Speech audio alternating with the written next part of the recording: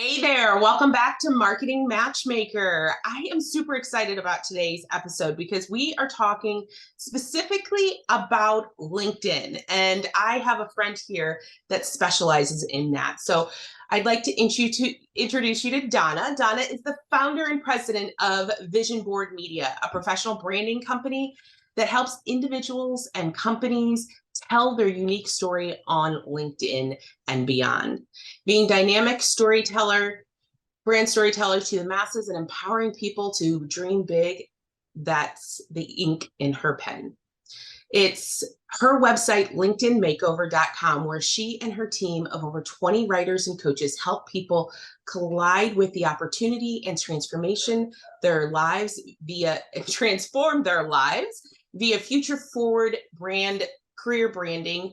She's authored 2 editions of LinkedIn Profile Optimization for Dummies, which we should probably all go run and get if we're not going to hire her directly. She has been featured on Forbes, Business Insider's, Times Money section, Wall Street Journal, Market Watch, LA Times, NBC, SiriusXM Radio, the Focus Group, and many other news outlets. I am super excited to have you on, Donna. I actually don't spend nearly enough time in LinkedIn, even though I don't spend nearly enough time in social media land in general. I run ads. It's all done in the back end, whether it's LinkedIn ads or Google ads or YouTube ads, whatever ads. So I don't spend enough time in front ends. So I love being able to talk to people like you that can really help the audience understand the what, why, and how of using platforms from the front end of things. So we had a quick talk before our interview started. So just tell the audience kind of who you are and what you do, who you serve, like who is your ideal client when it comes to working for LinkedIn in LinkedIn world. Yeah. Well, Jennifer, first off, thank you so much for having me. I appreciate it. And yeah, it's true. I love LinkedIn. It's my favorite social network out there. I've been on it forever.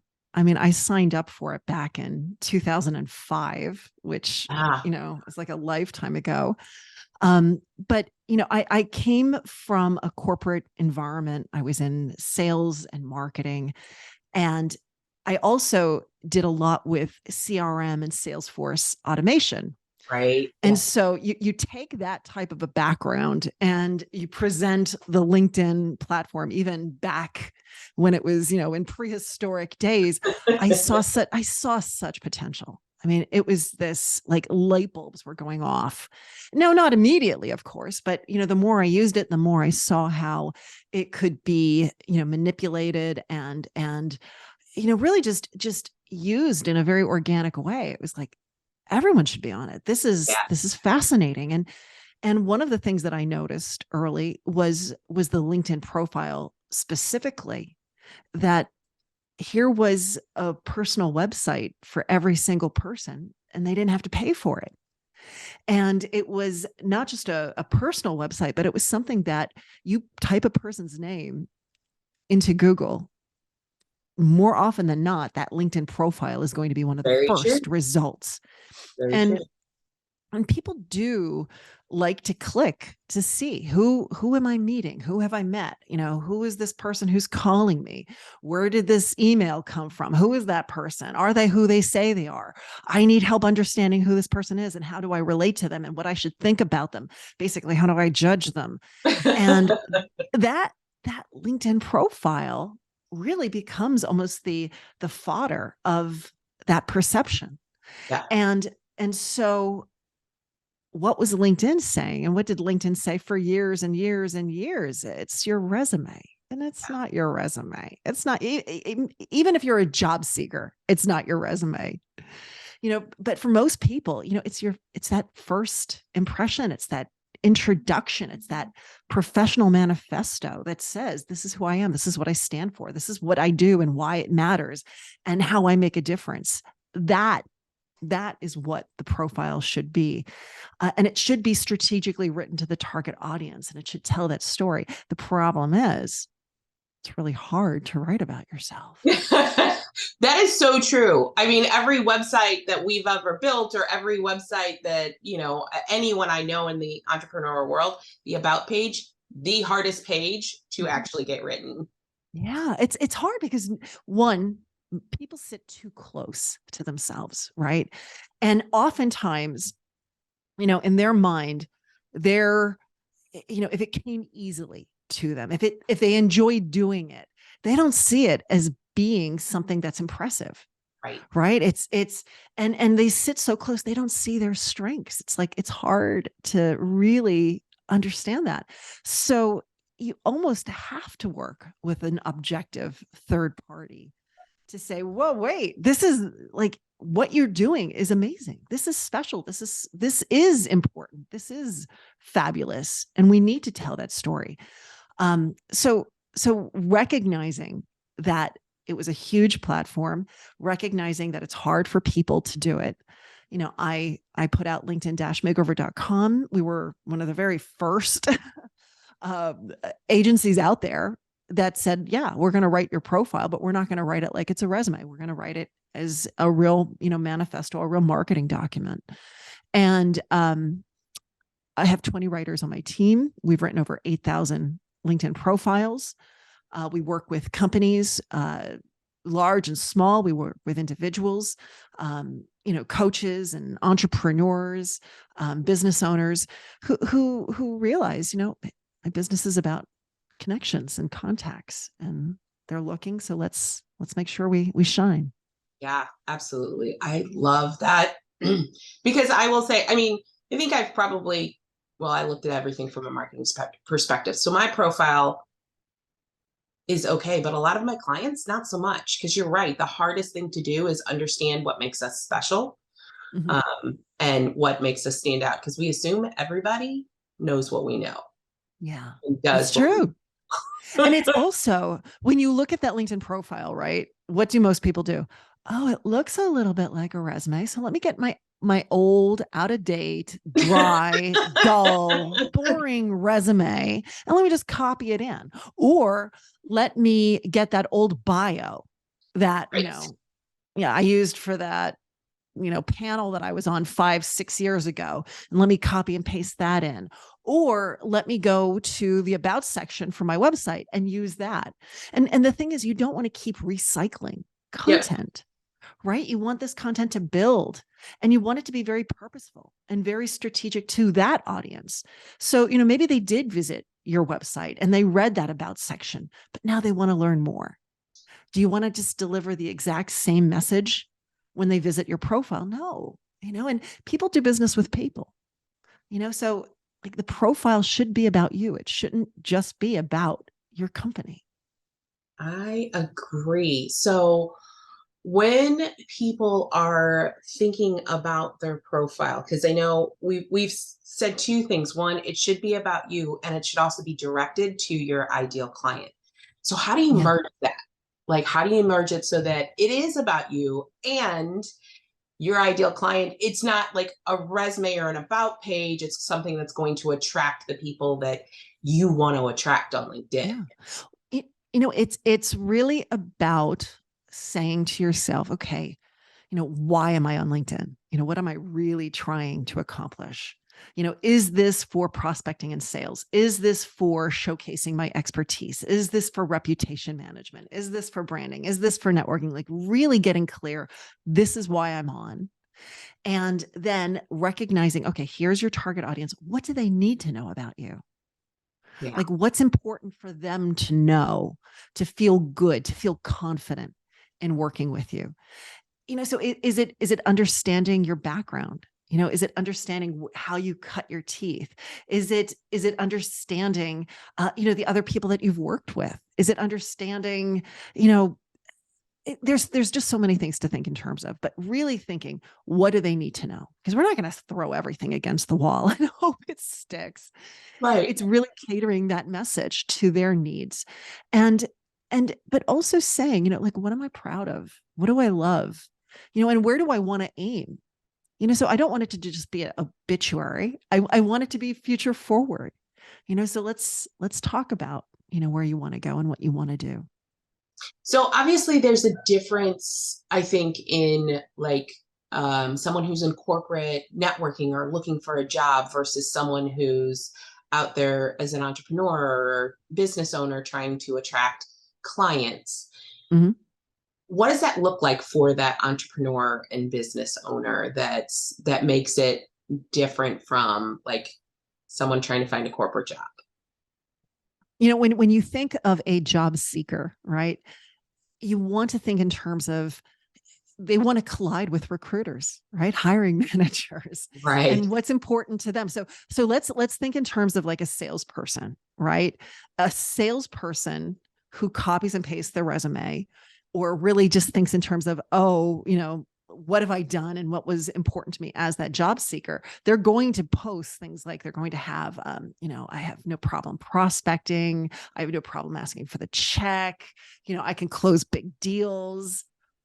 Is that a message for a recruiter? Yes. Is it a message for their target prospects and clients? No. That would turn off a prospect. They're like, oh, they just see me as a number. I'm nothing more than a dollar sign to them.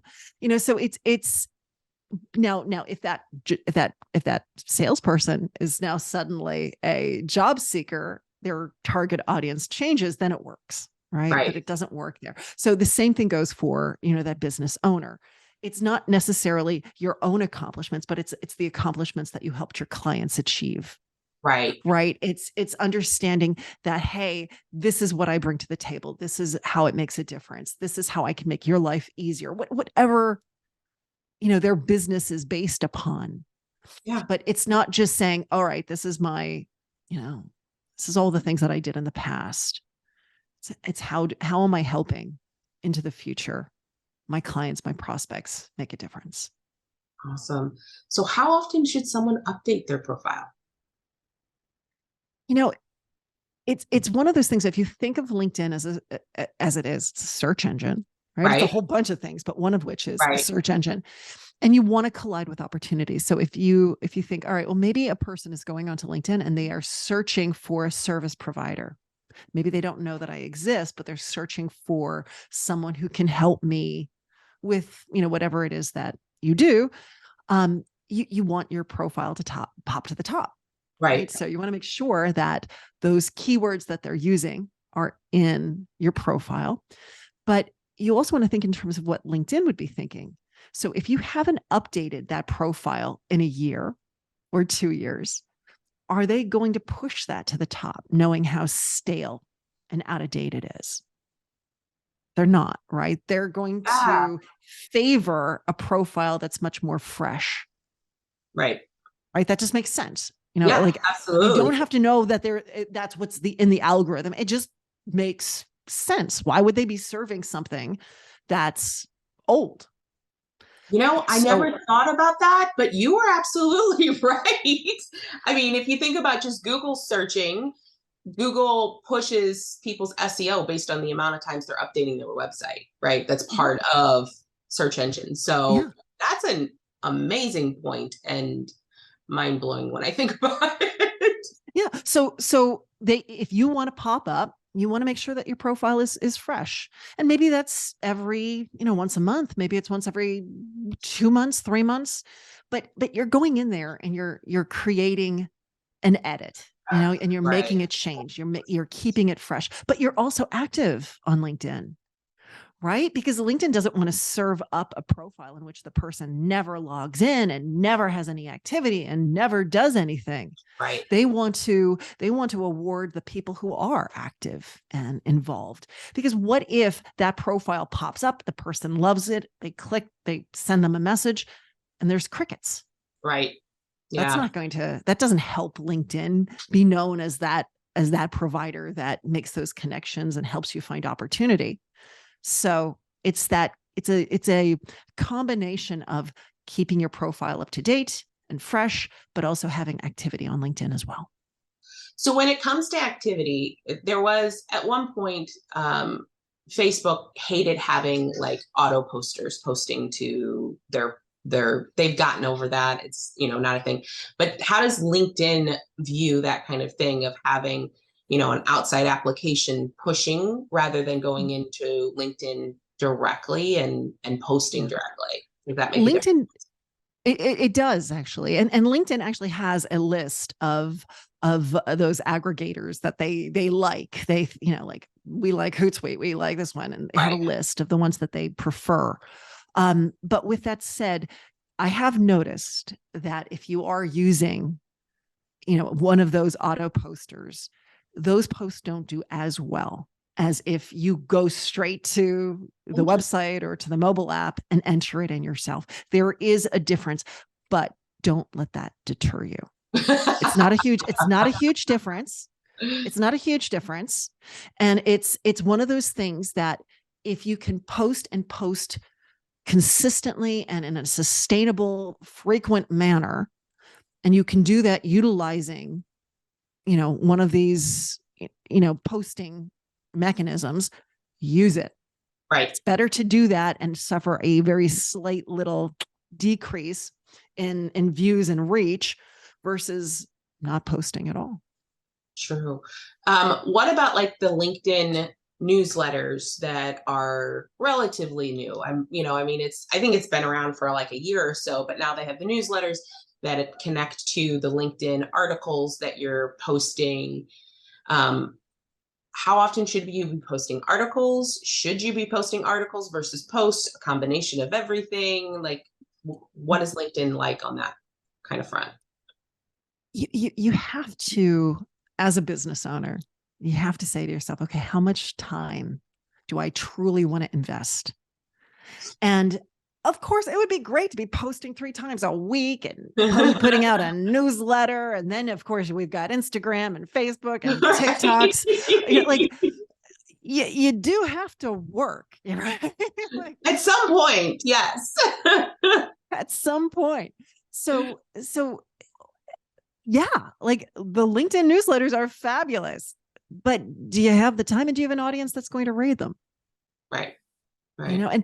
And you have to make that decision. And I'm not going to say, yes, do it. You have to really sit down and think, is it worth your time investment? Do you have another newsletter that's going out that it's very easy to take that information and put it in? And maybe if that's the situation, maybe it does make sense. I can't even tell you the last newsletter that I read on LinkedIn. I subscribe to a slew of them. I rarely see new ones come out. And so, take it with a grain of salt. This is what I would say. I do think with LinkedIn, it depends on your target audience. But if you're dealing with business people, if you're dealing with people in corporate, if you're dealing with business owners and entrepreneurs, LinkedIn is a player. Right. And more people are getting on, and they are using it to network, because we don't network in person like we used to. And so LinkedIn is allowing us to network at a professional level in a virtual way. And so when we look at that LinkedIn feed and you start to scroll down, you see the people that you engage with and you interact with regularly. They're the ones that are populating your feed. It's those close connections. And if you think about it, Instagram and Facebook have kind of gotten away from that, haven't they? At one time I'd go on Facebook, I'd see my friends, I'd see my family. Now all I see are ads and companies that I've liked. So in some ways, LinkedIn is bringing us back to, these are the people that and you trust and you interact with and you engage with. So let's show you their feed. Let's make sure that that's elevated within your LinkedIn feed. And I love that. But with that feed, scroll through and comment. Right. You don't even have to be posting. You could just be engaging with the content that's already there. And then if you can post once a week, because posts live so much longer on LinkedIn than they do anywhere else.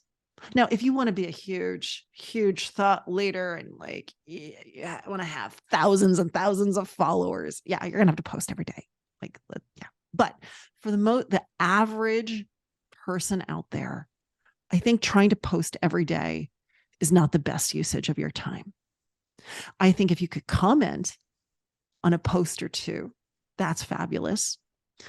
But, if you could post once a week, something that, an accomplishment, some advice, a recommendation, news, things happening in your industry, something that's motivational, something that's inspirational, something that's honoring someone that you work with, something of that level. And you put it out there and you do that once a week regularly, you're going to see some really good things happen. And I think it's something that is completely and utterly possible within your current job and productivity and time management. Awesome. So I think one of the things that I know about Facebook and Instagram and a lot of the platforms is that almost everybody is going to like short form video content. Like that's what they're pushing. Reels or TikToks or YouTube shorts. In LinkedIn's kind of universe, what is it that they're looking for when it comes to content, when it comes to being present in their world? They are looking right now. This is always changing. We know this is always changing. All of the social media platforms are always changing. It's so hard to keep up, which is why I encourage people to pick one or two. Like, don't try to be everywhere and everything. Yeah. But I will say this, the posts, when you log into LinkedIn and you scroll through that feed, that's the big thing. Scroll through your feed, scroll through it, engage with it, look at it, read it, and you're going to understand what LinkedIn values and what LinkedIn thinks you value, because they want to make that feed the people talking about the things you care about. So what do they value? They value conversations and engagement. They want posts that produce a back and forth in terms of commenting and replying and commenting. That's important to them. And so when we look at these posts, oftentimes they're text-based. Oftentimes they have some type of an image associated with it. But more so than anything, the posts that really do well are the ones that have conversations taking place. I do not see a lot of videos on LinkedIn. We do have them from time to time, but LinkedIn has not gotten to that point where it's all video all the time. And if you're not doing videos, you're off the platform. Right. That is not the situation. And I think it's smart, because I think LinkedIn recognizes who their clients are. Yeah. We skew a little older. we're busy. We've got stuff going on. And, it's a place to go to learn, to be inspired, to really understand what's going on in your industry. It's still very professional. Yeah. Yeah. So if you are, because a lot of my audience and some of my clients, some of them are B2B, and in that they're looking to, work with other business professionals. Some of them are B2C, right? They're looking for, people who, they may be life coaches or they may be health coaches, where it's not necessarily looking for specifically an entrepreneur or a CEO or whatever. Is LinkedIn a good platform for them to be out there to find clients? Because I've said for years that LinkedIn is like a blue ocean, right? If you're a content creator and you're looking for some place to settle, there's a lot less noise to compete with on LinkedIn as a content creator than there is on Facebook and Instagram and YouTube and all of the other platforms. What's your opinion on that? With B2C, if you think of LinkedIn, it's full of successful people. I mean, if you want to sell something, that's a pretty nice audience to go to. I don't want. There are so many people out there who talk about the social selling and like, let's get out there and prospect and sell and really that it's obnoxious. It's obnoxious. People take this like, I'm immediately going to get on there and I'm going to sell. And it doesn't work. It really doesn't work. But LinkedIn is a place to go to forge relationships. It's a place to go to be seen and to offer advice and to educate and to add value and to really make connections with people. And if you do that consistently, sales happen because people know you, they like you, they've learned from you, they want to work with you. So is it a good place to go to find clients? Yes. I just don't want you to go there thinking, let me get a bot and let me send, I get as that. many Yeah. connection requests as I can. Right. I totally get that, because I think in general with marketing, and as a marketer, you know this, but people think it's going to immediately work, right? They're going to go on, they're going to post one thing or comment or connect with one person and automatically have buyers. And that's not how business or marketing or anything else goes, right? It is about creating relationships with people, whether it's your audience or power partners or whoever it is. It's about creating that relationship. I still firmly And believe. it's also about almost creating that army Yeah. of people who love you, who know you, who remember you. And when they hear, oh, someone needs I have someone for you. Yep. Absolutely. Absolutely. I wholeheartedly agree with that. And I firmly believe LinkedIn is that blue ocean, that it is a place for experts to show their expertise, whether you're looking for B2B or B2C. I definitely think it's a fabulous platform to be at.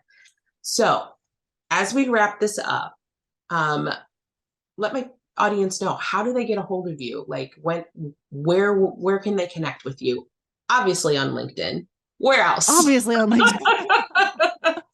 LinkedIn is a good place. In fact, visit my profile, click follow, and then click the bell in the upper right. When you click the bell, you get alerted to my most popular posts. So you can always stay up to date with the newest tips and tricks that are taking place on LinkedIn. I didn't even know LinkedIn had a bell. Like LinkedIn has a bell. Yeah, it's relatively new.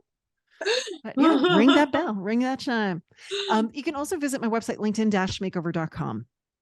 linkedin-makeover.com. And we do a whole bunch of things kind of weird. I will tell this. I will say it's odd. We do some things strangely. We've been doing things strangely for a long time. What do we do strangely? One, I have tons of free tools. Tons and tons and tons of free tools. So check it out. I have a LinkedIn post generator. So what it does is it gives you ideas of posts to create for LinkedIn, because always people want to post, they don't know what to post. So these are it's this stream of ideas that you can tap into. I also have a LinkedIn headline generator. So if you want to start optimizing your profile, that headline is super important. It's a big part of the optimization of your profile.